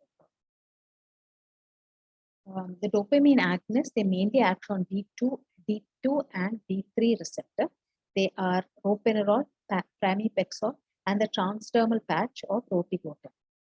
They are used mainly in the late stages of Parkinson's disease. They are more selective, and the action is long-lived. Studies on these drugs, especially ropinirole and pramipexole, have shown that it reduces the motor symptoms and especially during the off period. But its efficacy is limited in treating non-motor symptoms, which are common in patients with Parkinson's disease. Pramipexole is known to studies on pramipexole. There is few studies like Adagio, etc. They have found that these studies have it decreases the depressive symptoms. Roti-Goton is useful for sleep and wakefulness disorders. But like all drugs, they cause this particular drug causes compulsive behavior. So they have compulsive gambling, excessive spending. They have excessive eating habits, and they spend a lot of money, etc. Moving on to the MAO-B inhibitors, safenamide is a relatively new drug. It decreases the off time and increases the on time of patients who are already on a particular drug. Raciclinin is known to reduce morning akinesia, and it improves non-motor symptoms. Non-motor symptoms which it has been proved to improve are depression, apathy, insomnia, and fatigue. Its side effects include nausea, headache, dizziness, dry mouth, orthostatic hypotension, and dyskinesia. I told you COMT inhibitors. There are two COMT inhibitors. The main action of COMT inhibitor is they reduce the wearing effect of with levodopa. Entacapone is short acting. Talcopone is long acting. Talcopone unfortunately causes hepatotoxicity and it's not being used, though it's peripherally and centrally acting COMT inhibitor. But entacapone is a peripheral COMT inhibitor, and it causes dyskinesia and diarrhea. The central anticholinergic drugs like trihexyphenidyl, benztropine, they're used for tremor. The dosing is usually you start low and you escalate slowly. They are known to cause the main, apart from the most anticholinergic effects, in a patient with Parkinson's, they can cause memory difficulty, confusion, and hallucinations. So these have to be monitored. Now, the last one is a dopamine facilitator, that's amantadine. They act by increasing the presynaptic synthesis and release of dopamine. Now, that's one effect. It also has an anticholinergic effect. It has an NMDA receptor blocker effect. So it has multiple mechanisms of action. So it could be used, but it causes sleep disturbances and skin disorder. Apomorphine is a D4 agonist. It's used as a rescue therapy. It's not a first-line drug, and it decreases morning akinesia and decreases off episodes. It's administered subcutaneously, and it can cause nausea and vomiting. What are the newer available treatment for Parkinson's? Patients who do not respond to the multi-dosing of levodopa, which is usually administered up to 4 times a day, you can apply a levodopa carbidopa intestinal gel. This is available abroad. And the other one is you can do deep brain stimulation, mainly at the subthalamic level. And there is subcutaneous apomorphine, which is also available. These are the latest therapies which are available for Parkinson's disease.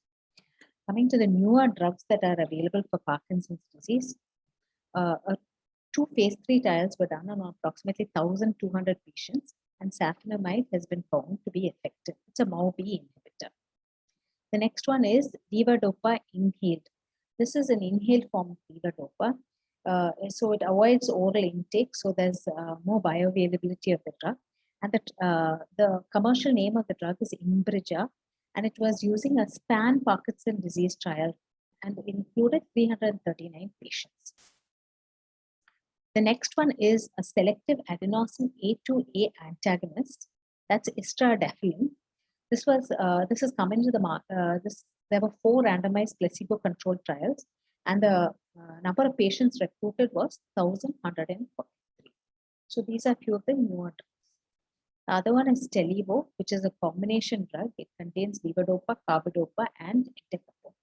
So in that case, you have to decrease the dose of levodopa because entacapone is also a peripheral COMT inhibitor. So there shouldn't be excess dopamine going inside, because then they'll have dyskinesia developing. Now, this is a newer COMT inhibitor. It's an opicapone. It was two trials were done on it. It's BIPAC 1 and BIPAC 2. It's a phase 3 clinical studies, and they recruited approximately 1,000 patients. This last one is something called Kukavari. It's actually amantadine, which is an extended release capsule, and the trial name is Easy Live trial. Now, I already told you that it's Parkinson's is considered to be probably a neuroinflammatory disease, and it might not be only inflammation which is occurring in the brain. It can be a inflammation which is occurring in other parts, and they have implicated sites like the eye where there's choroiditis, in the stomach where there is inflammation, and other sites that are also inflammation. So there, what we need is something which will can like a free radical scavenger or something, an antioxidant that can be given to protect the neuron, because we know that most of the drugs which are available, all the drugs which I have spoken of, do not prevent the progression of the disease. They mainly alleviate the symptoms of the disease, and there is no cure for this disease. So there's been two trials. Once, I'm sure you all know this much better than me. One is the Adagio trial, which is the attenuation of disease progression. So it's selaginil. And the other one is Tempo trial. This is rasiglin in early neonatology for Parkinson's disease patients.